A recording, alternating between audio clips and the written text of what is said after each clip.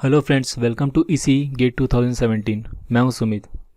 Start करने से पहले दोस्तों मैं आपसे कुछ बातें करना चाहूँगा। अगर आपको हमारे वीडियो पसंद आ रहे हैं तो इसे प्लीज़ लाइक कीजिए, शेयर कीजिए और हमारे चैनल को सब्सक्राइब कीजिए।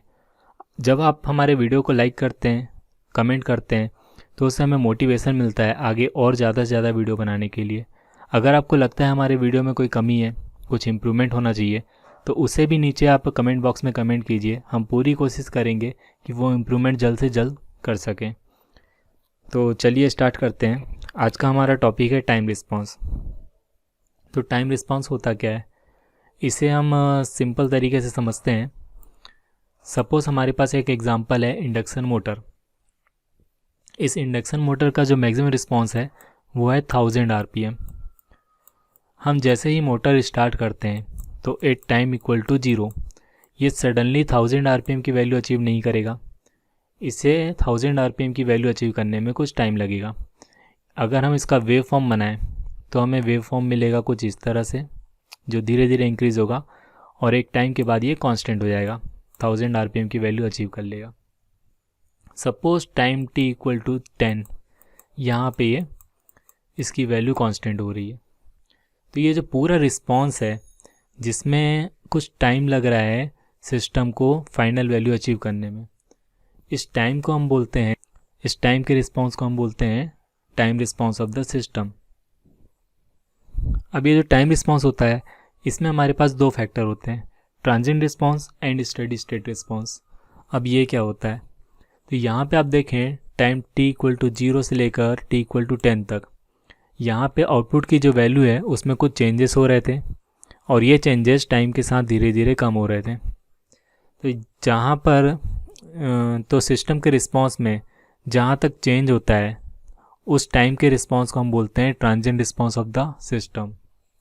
उसके बाद यहाँ पे हम देखें t इक्वल टू 10 पे हमारी वैल्यू स्टेबल हो रही है, तो इसके बाद का जो रिस्पॉन्स होता है उसे हम बोलते हैं steady state response of the system. तो चलिए इसे डिटेल से हम आगे समझते हैं। अगर इसकी डेफिनेशन की बात करूं तो the time lagged between the input and output signal is known as time response of the system. जैसा कि मैंने अभी आपको बताया कि सिस्टम का रिस्पॉन्स, फाइनल रिस्पॉन्स जो होता है उसे अचीव करने में सिस्टम को कुछ टाइम लगता है, तो इसी रिस्पॉन्स को हम बोलते हैं time response of the system. यहाँ पे हमारे पास एक क्लोज लूप कंट्रोल सिस्टम है। क्लोज लूप कंट्रोल सिस्टम में जैसा मैंने आपको पहले बताया था, एक कंट्रोलर होता है, एक सिस्टम होता है जिसे हम प्रोसेस भी बोलते हैं, और यहाँ पे हमारे पास एक फीडबैक है। जब हम यहाँ पे इनपुट अप्लाई करेंगे तो ये कंट्रोलर के थ्रू कंट्रोल होगा। उसके बाद जो कंट्रोलर का आउटपुट होगा वो एज ए इनपुट अप्लाई किया जाएगा हमारे सिस्टम में। उसके बाद हमें आउटपुट मिलेगा। जब इनपुट अप्लाई करते हैं हम सिस्टम में तो हमें सडनली आउटपुट नहीं मिलता, उसमें कुछ टाइम लगता है। इस टाइम को हम बोलते हैं time response of the system, और इस डिले को हम बोलते हैं time response of the system. अब ये जो डिले होता है ये किस वजह से होता है, तो यहाँ पे जो हम एलिमेंट्स यूज़ करते हैं सिस्टम में, उस एलिमेंट्स की वजह से हमारे पास डिले होता है। ये एलिमेंट कौन से होते हैं, जैसा कि मैंने आपको पहले बताया था कि सिस्टम में हम पैसिव कंपोनेंट यूज़ करते हैं। तो जो टाइम रिस्पॉन्स जो हमारा होता है वो डिपेंड होता है हमारा पैसिव कंपोनेंट पे। जैसा मैंने अभी आपको बताया, टाइम रिस्पॉन्स दो फैक्टर पे डिपेंड होता है, transient response and steady state response. So the total response is given as transient response plus steady state response. Transient response को हम CTR से डिनोट करते हैं और स्टेडी स्टेट रिस्पॉन्स को हम CSS से डिनोट करेंगे आगे। और जो हमारा टोटल रिस्पॉन्स है ये है CT। ये है हमारा टोटल रिस्पॉन्स, या फिर इसे ही हम आउटपुट बोलते हैं। अभी मैंने आपको फर्स्ट ऑर्डर सिस्टम में दिखाया था कि सिस्टम का रिस्पॉन्स कुछ इस तरह से होता है। ये सेकेंड ऑर्डर सिस्टम का रिस्पॉन्स है। यहाँ पे भी हम देखें तो यहाँ पे आप देखें इस टाइम पे ये इसकी वैल्यू चेंजेस हो रही है, यहाँ पे भी चेंजेस हो रही है। इस टाइम के बाद इसकी वैल्यू चेंजेस होना बंद हो जा रही है। तो यहाँ से यहाँ तक का जो टाइम है इसके बीच के रिस्पॉन्स को हम बोलेंगे transient response of the system, और इसके बाद का जो रिस्पॉन्स होगा उसे हम बोलेंगे steady state response of the system. अब हम देखते हैं ट्रांजिएंट रिस्पॉन्स की definition. It is the part of time response that become zero as time become very large. जैसा मैंने आपको बताया ये टोटल हमारा टाइम रिस्पॉन्स है। यहाँ पे आप देखें for the larger value of t, जैसे हम t की वैल्यू बढ़ाते जाएंगे तो ट्रांजिएंट रिस्पॉन्स हमारा जीरो हो जाएगा। यहाँ पे हम देखें इस टाइम की वैल्यू के लिए हमारे पास ट्रांजिएंट रिस्पॉन्स 0 है। तो यही डेफिनेशन में कहा गया है। एस यहाँ पे CTR से हम डिनोट करते हैं टाइम रिस्पॉन्स को। जब हम यहाँ पे टाइम लिमिट रखें t टेंड्स टू इन्फिनिटी तो हमें CTR की वैल्यू मिलेगी 0। यहाँ पे हमारे पास एक इम्पॉर्टेंट बिट है, transient response is also called as natural response, zero input response, initial response and free response. Second है हमारे पास स्टेडी स्टेट रिस्पॉन्स। इसकी डेफिनेशन की बात करूँ तो it is the part of time response that remain after the transient response die out और become 0। तो जब हमारा ट्रांजिएंट रिस्पॉन्स जो है वो ख़त्म हो जाता है या फिर 0 हो जाता है, उसके बाद भी हमारा जो है स्टेडी स्टेट रिस्पॉन्स रिमेन रहता है। यहाँ पे हमारे पास इंपॉर्टेंट बिट है, steady state response is also called forced response, fixed response and final response of the system. हम कंट्रोल सिस्टम में 4 टाइप के स्टैंडर्ड सिग्नल होंगे, इन्हें हम यूज़ करेंगे। ये टाइप्स हैं हमारे पास impulse signal, step signal, ramp signal and parabolic signal. हम इसे एक एक करके समझते हैं। इम्पल्स सिग्नल को हम टाइम डोमेन में डेल्टा टी से डिनोट करते हैं।